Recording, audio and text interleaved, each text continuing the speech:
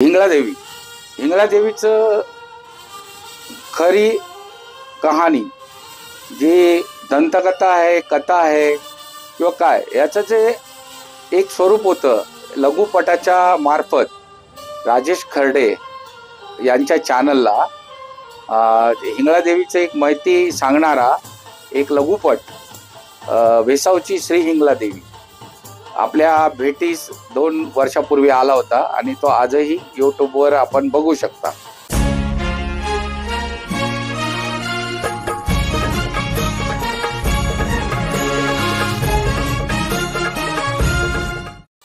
मित्रांनो, जर तुम्हाला हिंगळादेवीच्या दर्शनासाठी यायचं असेल तर घाटकोपर ते वर्सोवा थेट मेट्रोने येऊ शकता. आणि जर तुम्ही लोकल ट्रेन येत असाल तर जवळचे स्टेशन अंधेरी हे आहे.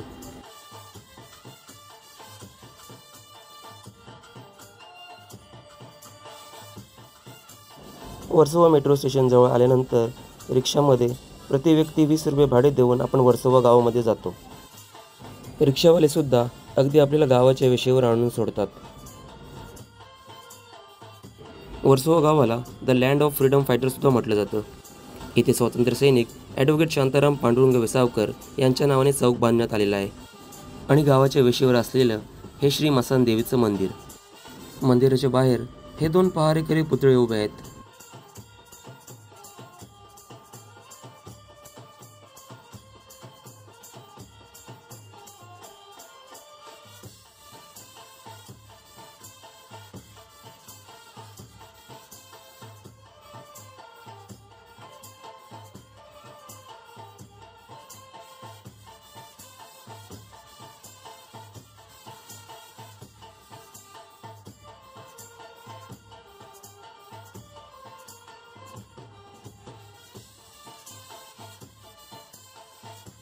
मंदिराच्या आतमध्ये चांगलं असं बांधकाम आणि नक्षीकाम करण्यात आलेलं आहे.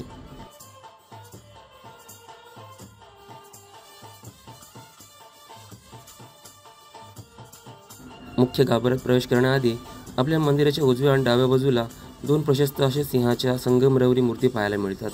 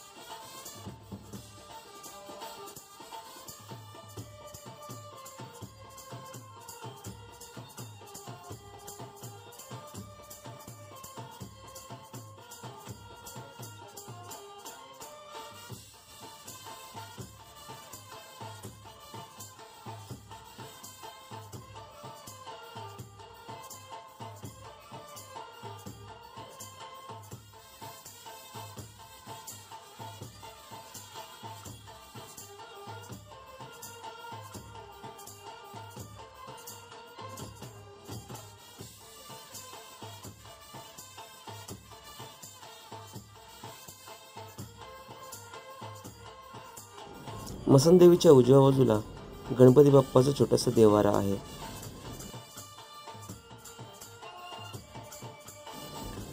तसेच डाव्या बाजूला विठ्ठल रखुमाईचं देवारा आहे.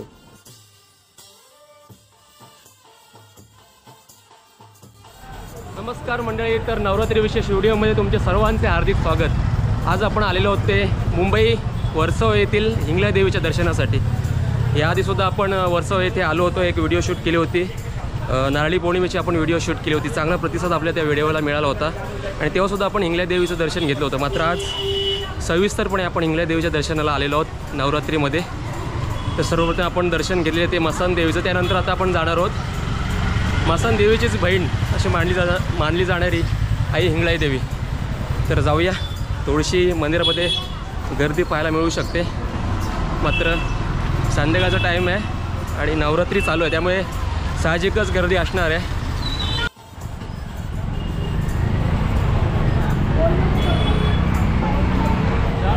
तर मित्रांनो, सध्या आपण आता पोहोचलो होते हिंगळादेवीच्या मंदिराबाहेर.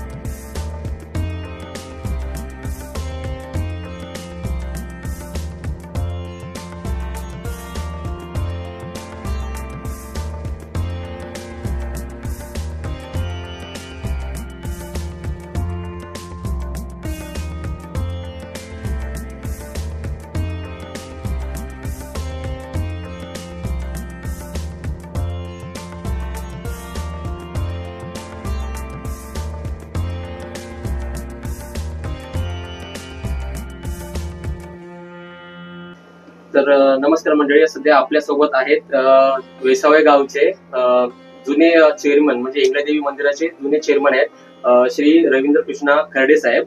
तर ते आपल्याला हिंगळादेवी बद्दल थोडक्यात माहिती सांगणार आहेत. तर आपल्या प्रेक्षकांना थोडक्यात माहिती सांगायची आहे. नमस्कार. माझं नाव भावानी सांगितलं त्याचं आहे आपल्याला, आणि मी वेसाव कोळी जमात ट्रस्ट याचा माजी अध्यक्ष होतो. आणि हिंगळादेवीचं मूळ स्थान हे पाकिस्तानला बलुचिस्तान इकडे आहे. त्या मूळ स्थानावरनं वर्सोवाला म्हणजे आपल्या या वेसावे गावात देवीची स्थापना करण्यात आली. त्याच्या आधी त्या देवीचा इतिहास आहे तो असा की मच्छी पकडायला काही माणसं आपल्या वर्सोवाला गेली होती. त्यांना ती देवी जुईच्या थली म्हणजे जिकडे आता जुहू ठिकाण आहे त्याच्या समुद्राच्या काठावर त्यांना ती देवी भेटली. तिला इकडे वर्सोवाला आणून तिला स्थान दिलं गेलं आणि तेव्हापासून वर्सोव्याला त्या देवीचं स्थान इकडे झालं. पण त्याचं मूळ स्थान पाकिस्तानला आहे.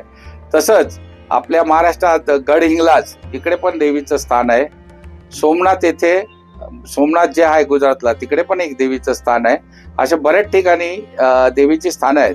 आणि या देवीचं असं आहे की दर 2 वर्षांनी या देवीला गोंडल उत्सव असतो. तो याच वर्षी येऊन गेला 25ला.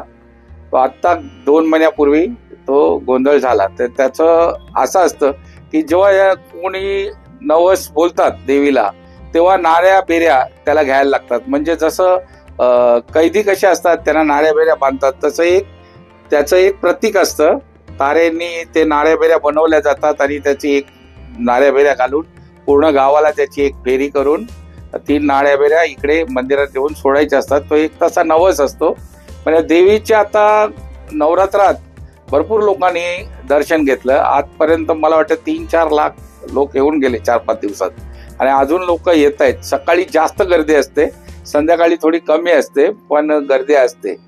आणखीन देवीचं बोललं म्हणजे इकडे जिवंत देवीचं आपल्याला हे बघायला भेटतं का इकडे एक कृष्णाबाई सिद्धे म्हणून त्याचं प्रतिरूप आहे या देवीचं. लोक देवीचं दर्शन घेतल्यानंतर त्यांच्या घरी जाऊन तिचंही दर्शन घेतात. असं बोललं जातं की तिचं दर्शन घेतल्यानंतर पण लोकांना धन्य होतं. म्हणून या वेसावा गावात आपण या हिंगळादेवीचं दर्शन घ्या आणि आपल्या काय असेल मनात इच्छा त्या बोलून घ्या आणि त्या तुमच्या नक्की पूर्ण होतील. धन्यवाद. खूप छान माहिती दिली. तर मित्रांनो, आपलं आता हिंगळादेवीचं दर्शन झालेलं आहे आणि आता आपण जाणार होते ज्यांना हिंगळादेवीची प्रचिती आहे अशा कृष्णा यांच्या आपण घरी जाणार आहोत. पाहूया आपल्या आता दर्शन कशा प्रकारे होतोय. तर मंडळी, सध्या आपण आलेलो आहोत ते कृष्णा यांच्या घरी. त्यांच्या घरी सुद्धा 9 दिवसीय देवीची मूर्ती विराजमान आहे. सोबतच त्यांचे कुलदैवत आणि त्यांच्यासोबत आई हिंगळादेवीची प्रतिष्ठापना करण्यात आलेली आहे.